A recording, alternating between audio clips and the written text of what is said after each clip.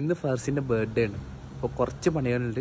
എന്താണെന്ന് ഞാൻ കാണിച്ചു തരാം. അങ്ങനെ ബർത്ത്ഡേക്കുള്ള കേക്കൊക്കെ വാങ്ങിക്കണ്ടെങ്കിൽ തിരിച്ച് റൂമൊക്കെ നടന്നു. പിന്നെ ബർത്ത്ഡേക്ക് കേക്ക് മാത്രം പോരല്ലോ, വേറെ കുറച്ച് സാധനം കൂടി വാങ്ങാനുണ്ട്. അക്കനോട് ചീഞ്ഞ തക്കാളി ഉണ്ടോ എന്ന് ചോദിച്ചപ്പോൾ പറഞ്ഞത് നല്ലത് മാത്രമേ ഉള്ളൂ മോനെ എന്നാണ്. അവർക്കറിയില്ലല്ലോ ഇത് എന്തിനുള്ളതാണ്. ചീഞ്ഞ തക്കാളി കിട്ടാത്തതുകൊണ്ട് തന്നെ നല്ല പഴുത്ത തക്കാളി നോക്കിയെടുത്ത്. പിന്നെ 2 പാക്കറ്റ് തൈരും വാങ്ങി.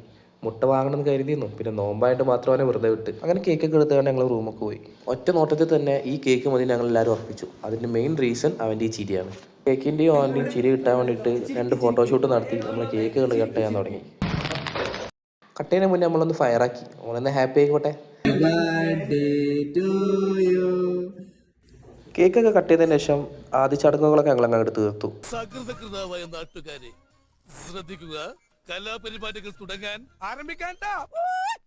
മുഖത്ത് കേക്ക് വെക്കാൻ തുടങ്ങിയ സമയത്ത് അവൻ പറഞ്ഞു ഇതിൻ്റെ വല്യമ്മ വാങ്ങിത്തന്ന ഷർട്ടാണ്, 2000 വില ഉണ്ട്, ഇതിമൊന്നും ആക്കല്ലേ, ഞാൻ ഷർട്ട് ഊരി തരാം എന്നിട്ട് നിങ്ങൾ തേച്ചോളിന്ന് പറഞ്ഞു. ഷർട്ടൊക്കെ മാറി ടീഷർട്ടൊക്കെ വലിച്ചേറ്റിങ്ങാണ്ട് ഒരു ചെറിയ പീസ് കേക്കും കൂടി അവൻ എടുത്ത്. ഇനി കഴിക്കാൻ പറ്റില്ല എന്ന് അവനറിയാം. അവൻ്റെ ബർത്ത്ഡേ ആഘോഷിക്കാൻ ഞങ്ങൾ മാത്രമല്ലായിരുന്നു, നമ്മുടെ കുറച്ച് കന്നഡ ഫ്രണ്ട്സും കൂടെ ഉണ്ടായി. ഒന്നും നോക്കില്ല, കുറച്ച് തക്കാളിയും കുറച്ച് തൈരും കൂടി കൂട്ടിയിട്ട് ചെക്കൻ ഞങ്ങളാണ്ട് കുളിപ്പിച്ചു.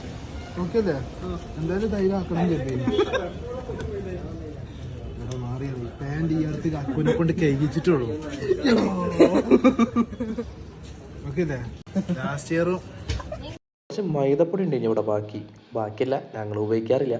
സോ അതും കൂടി ചെക്കനെ മേത്തണ്ട് ഇട്ടപ്പോൾ സംഗതി നല്ല കളറായി. നോയിക്കോളേടാ ബർത്ത്ഡേ നേരം വൈകിയപ്പോഴായി ആലോചിച്ചത്.